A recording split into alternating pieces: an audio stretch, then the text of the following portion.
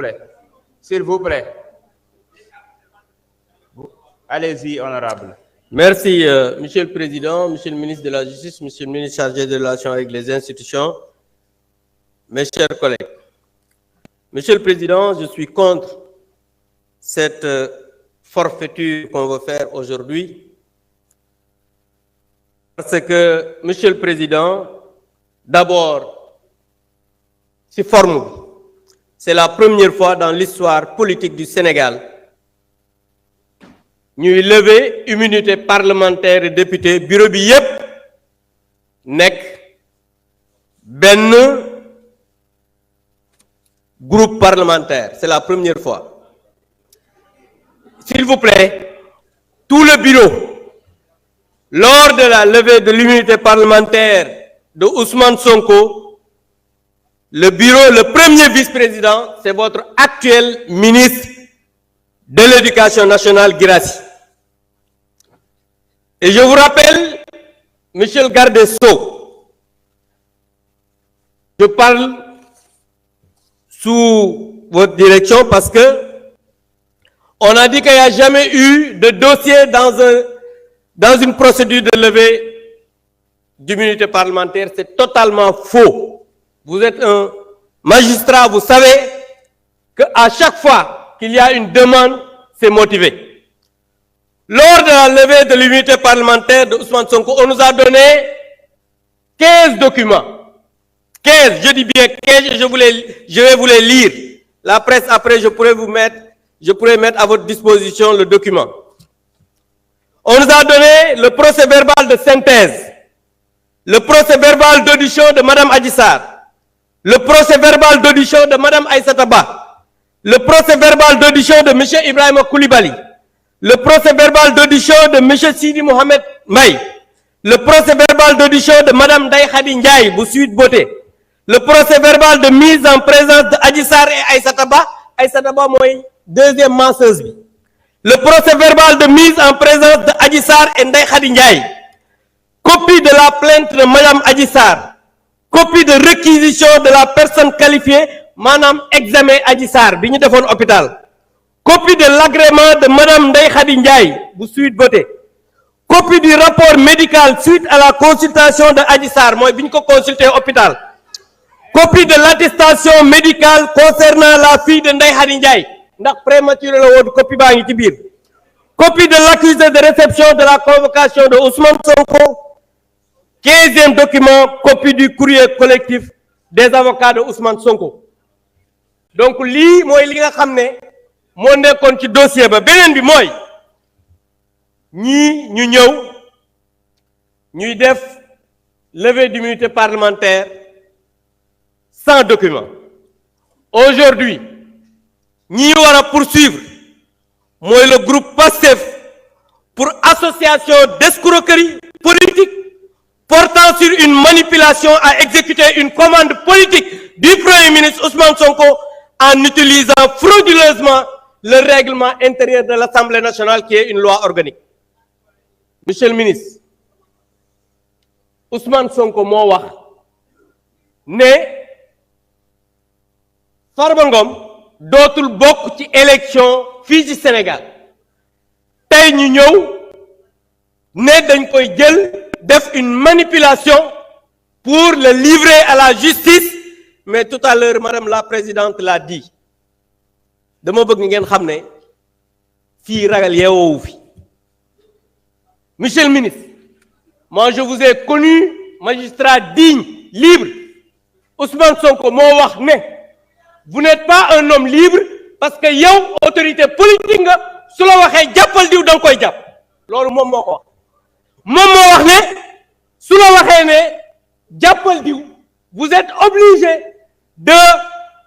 d'appeler le procureur mu poursuivre cette personne. C'est lui qui l'a dit, alors que bi ngay liggéey nekk magistrat di prêter serment mi ngi jàng. Loolu nag je pense que Sénégalais yi en jugeront. En tout cas, ce qui est en train d'être fait, c'est une escroquerie politique, et pour l'affaissement de l'Assemblée nationale, nous ne pouvons pas participer à ça, et je demande à mes collègues de se retirer pour ne pas participer à cette mascarade. Je vous remercie. Djeredjef, non, vous n'avez pas la parole. Vous n'avez pas la parole. Vous n'avez pas la parole. Vous n'avez pas la parole. Honorable Mben Faye, asseyez-vous, vous n'avez pas la parole. Le débat est clos. Il faut respecter le règlement intérieur, chers collègues. Le débat est clos. Il faut respecter le règlement intérieur, chers collègues. Chers collègues, honorable One, chers collègues, nous avons toujours tenu à respecter le règlement intérieur. Continuons à respecter le règlement intérieur.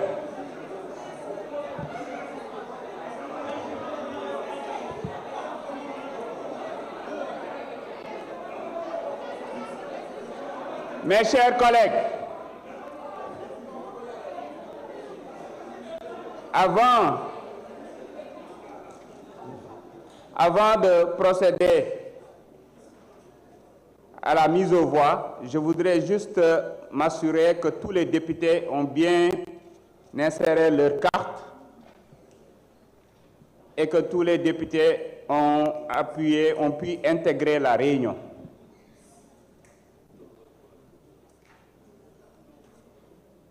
S'il y en a qui n'ont pas encore reçu leur carte ou qui ont des soucis, pour intégrer la réunion, ils peuvent se signaler et les huissiers vont passer les assister.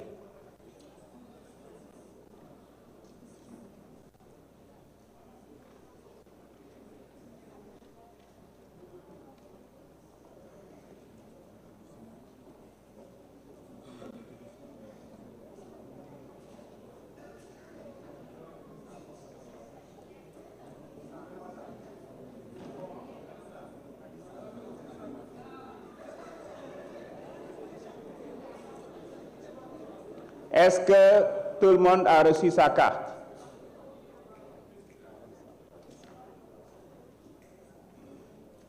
Honorable Khadissa. Oui.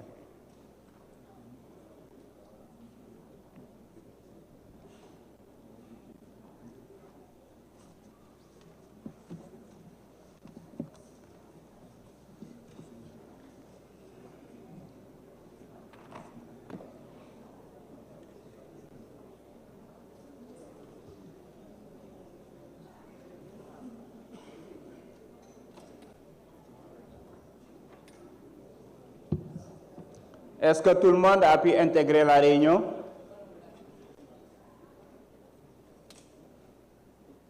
Mes chers collègues, le vote commence.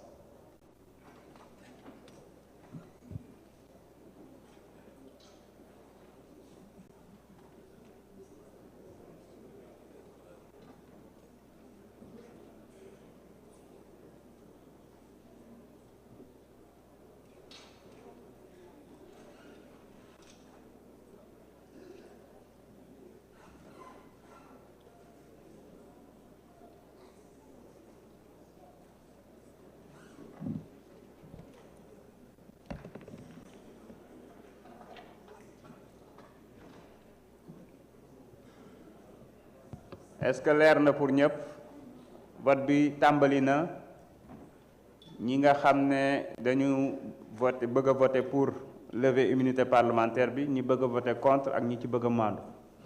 Je pense que devant écran yi di ngeen gis ñetti option yi. Am na suñu ay naataango yoo xam ne dañoo délégué seen vote ñu toll ci 10 fukki député yoo xam ne dañoo délégué seen vote. Dinañ ci tenir compte.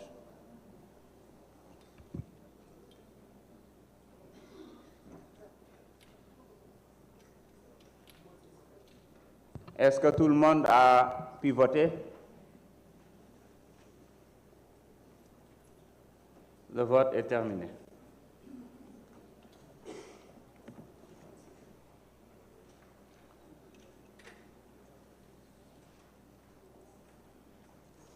Mes chers collègues, sur 165, nous avons 136 participants, dont 10 par délégation.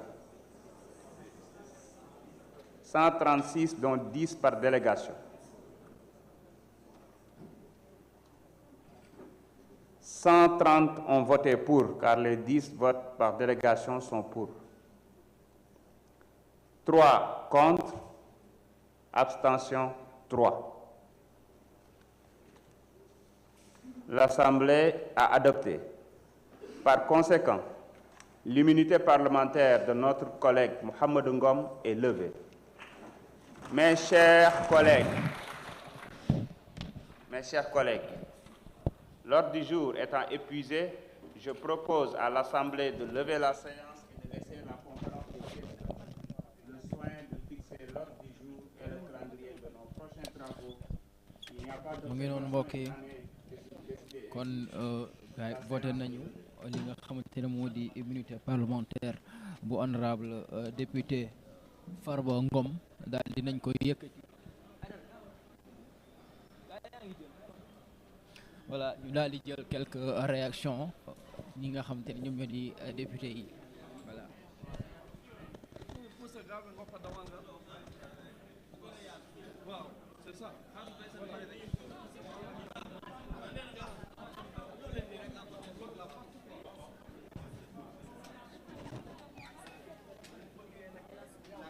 Voilà, mu ngi noonu kon.